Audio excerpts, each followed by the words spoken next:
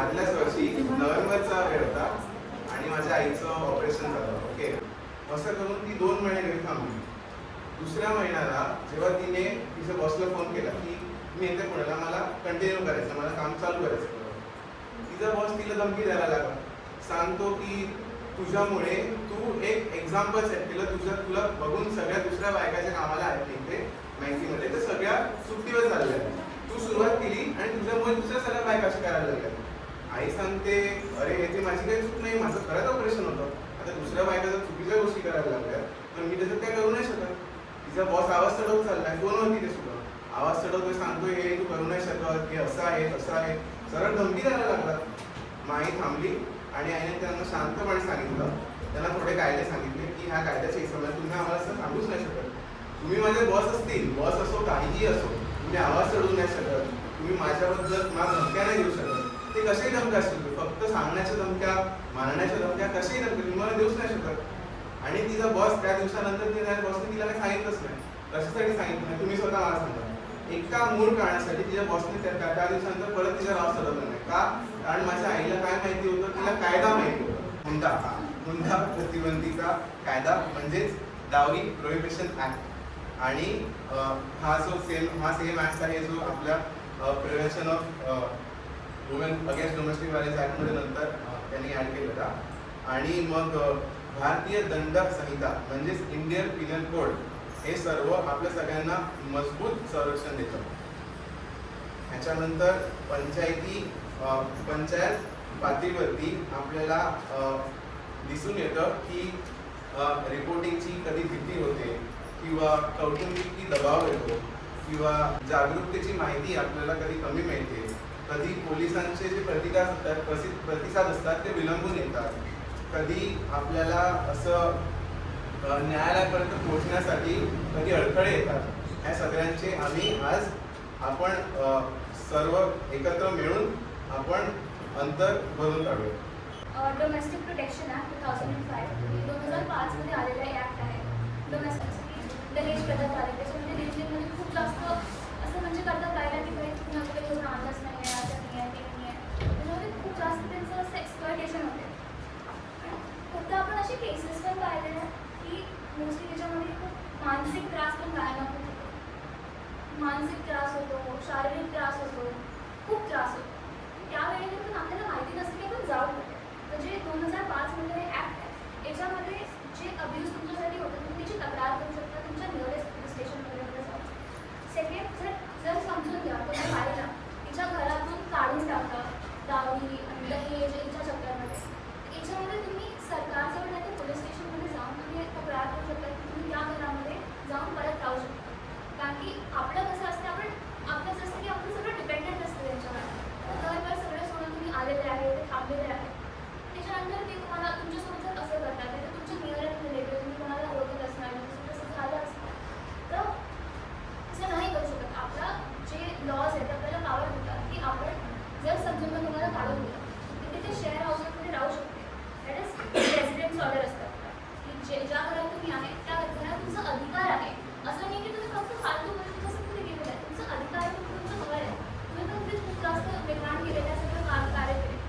ते एक चीज आहे. दुसरी, जर समजून घ्या तुम्हाला मॉनिटरी रिलीफ म्हणजे जर समजून घ्या असं काही झालं, तक्रार झाली, काही मतभेद झाले, काही जमलं नाही, काही जुळलं नाही, तर त्याच्यासाठी तुम्हाला मेंटेनन्सचे पैसे पण येतात. कारण की आपलं तर सगळं आपण म्हणजे आपल्या लाईफची सगळी स्थिती समजून लावून घेऊया. मॉनिटरी रिलीफ पण असते त्याच्यासाठी. पैसे पण तुम्ही घेऊ शकता की समजून घ्या हर महिन्यात तुम्हाला मेंटेनन्ससाठी पाहिजे. जेंडर बेस्ड व्हायलन्स म्हणजे जे स्पेसिफिक वुमेनसाठी खूप सारे प्रोटेक्शन लॉज आहे. तर तुम्ही म्हणजे पोलीस स्टेशनमध्ये जाऊन सांगा की तुम्हाला काहीतरी त्रास होत आहे, कशाशी रिलेटेड खूप सारे प्रोटेक्शन. इकडे मी काही आता इथे तुम्ही नोट करू शकता तुमच्या फोनमध्ये नाही तर तुमच्या याच्यामध्ये की नंबर्स वगैरे काय काय. पहिला नंबर आहे 1510. दूसरा है महिला हेल्पलाइन नंबर 181 तीसरा नंबर है हे 2 नंबर सोबत लिहा 1091. दूसरा नंबर है 112. हाँ 112 हा इमर्जन्सी सपोर्टचा नंबर आहे.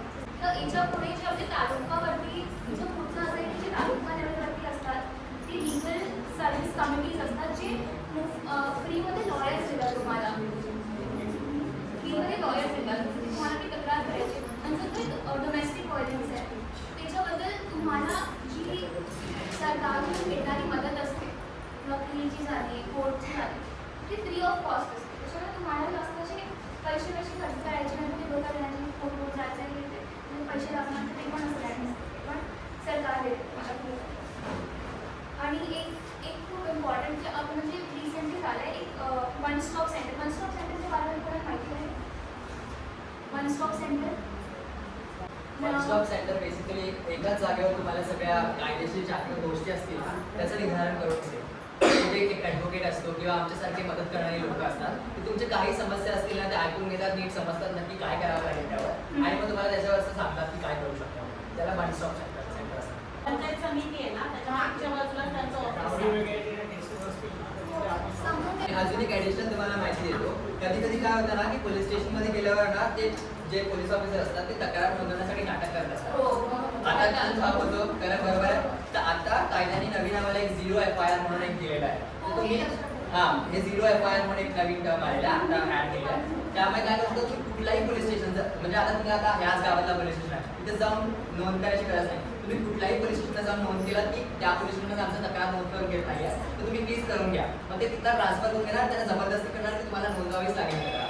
आणखी एक गोष्ट FIR ची दुसरी गोष्ट आहे की तुम्हाला जर पोलीस स्टेशनपर्यंत जरी नसताना जायचं आता नवीन कायद्याच्या हिशोबाने तुम्ही फोनवरती पण ऑनलाईन करू शकता. तुम्ही ऑनलाईन फक्त जायचंय FIR सर्च करायचं आणि तिथे जाऊन FIR रजिस्टर करायचं. इतकंच तुमचं हे असेल की तुम्हाला 3 दिवसाच्या आत परत एकदा पोलीस स्टेशन जाऊन कन्फर्म करावं लागेल. तर आम्ही ज्या लीगल एड क्लिनिकमधून आलेल्या आहेत ना ह्याच्यासोबत आम्ही जिल्हा कायदेशीर सेवा प्रतिनिधी म्हणजे district legal services authority district लेवलची जी अथॉरिटी आहे ना त्यांच्यासोबत आम्ही ही भागीदारीने हे आम्ही इनिशिएटिव्ह घेतलेलं आहे. आणि आज ही जी जनसुनवाई आहे ना ती करण्यासाठी आमच्यासाठी तरी खूप मोठी सन्मानाची गोष्ट आहे. आज ही जनसुनवाई आहे ना ह्याची आमचे मुख्य कारणं जी आहेत ना एक आहे ती डावरी म्हणजे हुंडा बरोबर. दुसरं आहे ते डोमेस्टिक व्हायलन्स घरगुती हिंसा ह्याच्या बाबतीत. तिसरी आहे ती पंचायती राज जे समाज हे आहेत ना सभासद जे आहेत ना त्यांना त्यांचे हक्क काय आहेत आणि त्यांनी गावकऱ्या बायांना दुसरे त्यांचे हक्क कसे आहेत ते सांगण्यासाठी हे आमचं एक दुसरं हे आहे. आणि सगळ्यांना सन्मानाने राहण्यासाठी आणि त्यांचा सन्मान हा धिक्कारला नाही पाहिजे हे करण्यासाठी ह्याची मदत करण्यासाठी आम्ही तिथे आलो. तर ही जे हुंडा मागणी जी होते ना ती आणि घरगुती हिंसा आपले हे जेवढे पण कायदे आहेत ना हे एवढे कडक असून सुद्धा आजच्या काळी हे सगळं आहे. आणि हे म्हणजे आजच्या काळी आहे आणि आपल्याला ह्याचं काय करता नाही असं आपल्याला वाटतं पण आपल्याला खऱ्यामध्ये ह्याचं करता येतं. कसं कायद्याचा वापर करून आपल्याला ह्याचं करता येतं. तर आपली जी मी तुम्हाला सांगितलं ना नुकताच कौटुंबिक हिंसा आणि महिलांच्या बाबतीत जी होते आणि 2005 मध्ये त्याचा जो ऍक्ट आलेला जसं हिने सांगितलं त्या ऍक्टच्या हिशोबाने महिलांना शारीरिक भावनिक आर्थिक आणि लैंगिक जे काही शोषण होतात कसेही असू ते त्याचं तुम्ही त्याच्या बाबतीत नोंद करून घेऊ शकता आणि कायदा तुमची मदत करेल. त्याच्यानंतर आपले जे इंडियन पिनल कोड आहे भारतीय दंड संहिता त्याच्यामध्ये 458 सेक्शन 498 ह्याच्यामध्ये हुंडा हे मागणं बंद केलेलं आहे. हे अलाउडच नाही. हे कायदेशीर हिशोबाने इलिगल आहे बरोबर. आणि त्याच कायद्याखाली त्याच ऍक्ट खाली 304 क ह्याच्या बाबतीत जे डावरी डेथ होतात ना हुंडाच्या मुळे जे आपले मृत्यू होतात तर सुद्धा इंडियन पिनल कोड जे आहे ना आपलं त्याच्यामध्ये आपल्याला लॉज आणि रेग्युलेशन दिलेले आहे. मग आपले जे 73 घटक म्हणजे आपले जे इंडियन कॉन्स्टिट्यूशन आहे ना ह्याच्यामध्ये चेंजेस होतात बदल होतात अमेंडमेंट होतात. ते बदल होतात ना त्याला असं एक करून सिरीज दिलेले आहेत. त्याच्यामध्ये 73 घटक 73rd अमेंडमेंट जो चेंज झाला ना त्याच्यामध्ये लिहिलेलं आहे की आपले जे स्टेट पंचायत ऍक्ट आहेत ना स्टेट पंचायतीकडचे पंचायतची रिस्पॉन्सिबिलिटी त्यांची म्हणजे हे होते की त्यांनी तुम्हाला येऊन मदत केली पाहिजे. तुम्हाला जर काय माहिती असेल तुम्हाला जर काय असं गायडन्स पाहिजे असेल काय करावं त्यांना त्यांच्याकडे जाऊन तुम्ही मदत मागू शकता की आम्ही काय करावं काय नाही करावं. दुसऱ्याने फोन नंबर दिलेला आहे त्याचा फोन नंबरचा वापर करून तुम्ही मदत मागू शकतात. आता हे सेशन झाल्यानंतर सुद्धा तुम्हाला जर वेळ असेल तुमची इच्छा असेल तुम्ही खरंच म्हणजे मी तुम्हाला प्रोत्साहन करतो की तुम्ही सांगा जे काय तुम्हाला वाटेल मनात असं कधी कधी वाटतं की असं कम्फर्टेबल नाही वाटत की घरचं कसं सांगावं. पण मी तुम्हाला असं प्रोत्साहन देतो की तुम्ही सांगा कारण आमच्याकडे लॉयर मॅडम आलेल्या आहेत आणि लॉयर मॅडम तुमची जेवढी होईल तेवढी मदत करेल.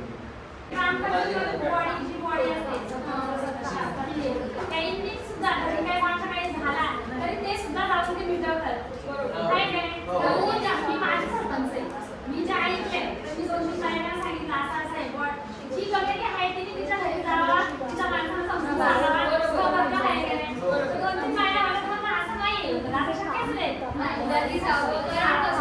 आता कौटुंबिक हिंसाचार किंवा हुंडा ह्याच्यामध्ये जर एखादी महिला अडकली किंवा काय केली तर तिथे डिरेक्टली त्या समितीशी म्हणजे किंवा ती ग्रामपंचायत जी आहे त्याच्यामध्ये एक महिला अध्यक्ष असते किंवा कोणी जी महिला मेंबर आहे तिला जाऊन ती सांगू शकते की असं असं घडलंय माझ्या बरोबर किंवा काय झालंय तर ते दोघं जाऊन पोलीस कंप्लेंट करू शकतात.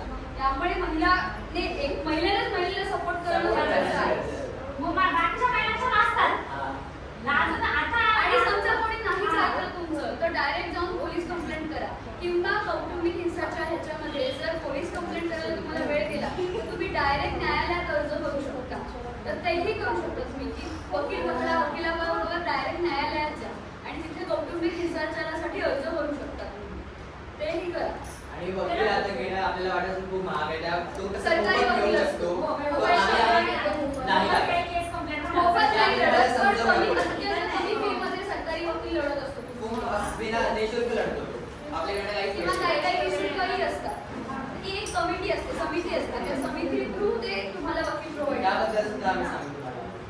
त्यासाठी ज्या महिलेवर आपल्याला कुठल्याही आपल्याला मानसिक असो भावनिक असो किंवा शारीरिक असो, त्यासाठी ती महिला असते तिने स्वतः थांबली जोपर्यंत ती महिला समितीला काहीच नाही होत. ती महिला कुठे म्हणजे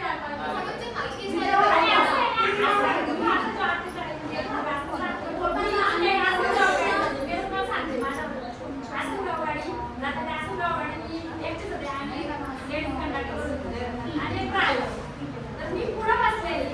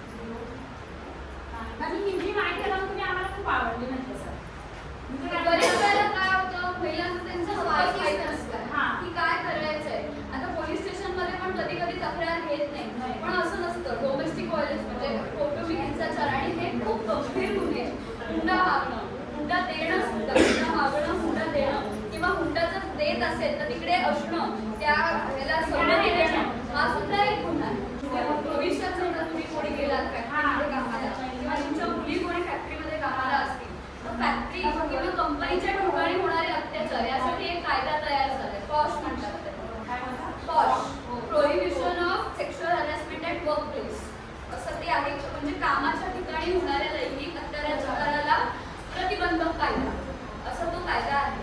तर तिकडे समजा तुम्हाला कोणी त्रास दिला, तुमच्याबद्दल कोणी वाईटही कमेंट पास केला किंवा कोणी तुमचे फोटोज काढले, तुम्हाला मानसिक छळ केला, तुमचा शारीरिक छळ केला किंवा तो करण्याचा प्रयत्न केला, तर तुम्ही त्याबद्दल तक्रार करू शकता. यासाठी प्रत्येक फॅक्टरीमध्ये किंवा प्रत्येक कंपनीमध्ये एक समिती असते आणि ही समिती कंपल्सरी आहे त्या कायद्यानंतर. ती असतेच. त्या समितीमध्ये महिला मेंबर असतात, पुरुष मेंबर असतात, पण महिलाही असतेच. त्या महिला तुम्ही त्याबद्दल सांगू शकता, त्या समितीकडे तक्रार करू शकता. त्या समितीकडे प्रॉपर आपण न्यायालयात जसं कामकाज होतं तसं त्या समितीसमोर कामकाज होतं. तिथे तुमची बाजू ऐकली जाते, प्रत्येक तुमचे जे काही एव्हिडन्स किंवा जे काही पुरावे असतील ते ऐकले जातात आणि त्याप्रमाणे तुम्हाला न्याय दिला जातो.